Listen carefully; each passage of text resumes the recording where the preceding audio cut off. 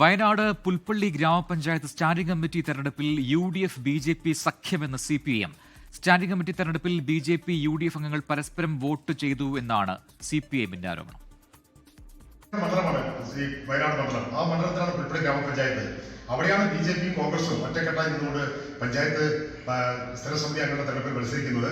പുൽപ്പള്ളി കുടിയേറ്റ ജനതയോട് നടത്തിയുള്ള രാഷ്ട്രീയ വഞ്ചനയാണിത്. ജനാധിപത്യ വിശ്വാസങ്ങളോട് നെറുകേടും വഞ്ചനയുമായിട്ട് മാത്രമേ ഇന്നത്തെ സ്ഥിരസമിതി അംഗങ്ങളുടെ തെരഞ്ഞെടുപ്പിനെ കാണാൻ വേണ്ടി കഴിയുള്ളൂ. വയനാട്ടിൽ നിന്നും സുജിത്ത് അയ്യപ്പത്ത് കൂടുതൽ വിവരങ്ങളുമായി ചേരുന്നു. സുജിത്ത്, പുൽപ്പള്ളിയിൽ നേരത്തെ തന്നെ ഈ രീതിയിൽ തർക്കങ്ങളുണ്ടോ, മുന്നണികൾക്കിടയിൽ പ്രശ്നങ്ങളുണ്ടോ? എന്താണ് ഇപ്പോൾ ഇങ്ങനൊരു ആരോപണവുമായി CPM രംഗത്ത് വരാൻ കാരണം? പ്രജിൻ, പുൽപ്പള്ളി ഗ്രാമപഞ്ചായത്ത് UDFിൽ നിന്ന് LDF പിടിച്ചെടുത്ത പഞ്ചായത്താണ്. കക്ഷിനില ഈ വിധത്തിലാണ്: LDF 9, UDF 8, BJP 4 എന്നിങ്ങനെയാണ് കക്ഷിനില. ഇതിൽ പ്രസിഡന്റ്, വൈസ് പ്രസിഡന്റ് തെരഞ്ഞെടുപ്പിൽ LDF ആണ് വിജയിച്ചത്. ഇതുമായി ബന്ധപ്പെട്ട് ഈ ക്ഷേമകാര്യ വിവിധ സ്റ്റാൻഡിംഗ് കമ്മിറ്റികളിലേക്കുള്ള തെരഞ്ഞെടുപ്പ് നടത്തിയിരുന്നു. അതിൽ LDFിലെ അതായത് വികസനകാര്യ സ്ഥിരം സമിതിയിലേക്ക് LDFിലെ കലാ ഉണ്ണികൃഷ്ണനും UDFിലെ ഗീതാ കുഞ്ഞികൃഷ്ണനുമാണ് വനിതാ സംവരണ സ്ഥാനത്തേക്ക് മത്സരിച്ചത്. ഇതിൽ കലാ ഉണ്ണികൃഷ്ണന് 9 വോട്ടും ഗീതാ കുഞ്ഞികൃഷ്ണന് 12 വോട്ടുമാണ് ലഭിച്ചത്. അങ്ങനെ UDFിന് ഇത് ലഭിക്കുകയായിരുന്നു.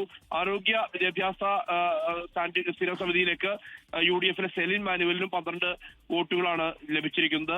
ക്ഷേമകാര്യ സ്റ്റാൻഡിംഗ് കമ്മിറ്റിയിലേക്ക് BJP അംഗം സുചിത്രയാണ് തിരഞ്ഞെടുക്കപ്പെട്ടത്. ഇവർക്കും വോട്ടുകൾ UDF വോട്ടുകൾ നൽകി എന്നുള്ളതാണ് ആക്ഷേപം. അതായത് പരസ്പരം വോട്ടുകൾ നൽകി 3 സ്റ്റാൻഡിംഗ് കമ്മിറ്റികളിൽ 2 UDFിനും 1 BJPക്കും എന്നുള്ള നിലയിലാണ്.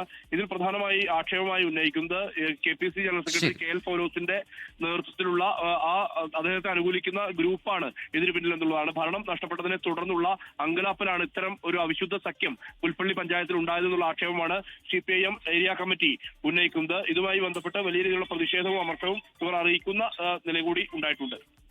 സുജിത്ത് അയ്യപ്പത്താണ് വയനാട്ടിൽ നിന്ന് വിശദാംശങ്ങൾ നൽകിയത്. ലോകത്തെവിടെയായാലും ഏത് സമയത്തും 24 വാർത്തകളും ഓഗ്മെന്റഡ് റിയാലിറ്റി പാക്കേജുകളും എക്സ്പ്ലെയിനറുകളും വിശദമായി കാണാൻ ഞങ്ങളുടെ YouTube ചാനൽ നിങ്ങൾക്ക് സബ്സ്ക്രൈബ് ചെയ്യാം.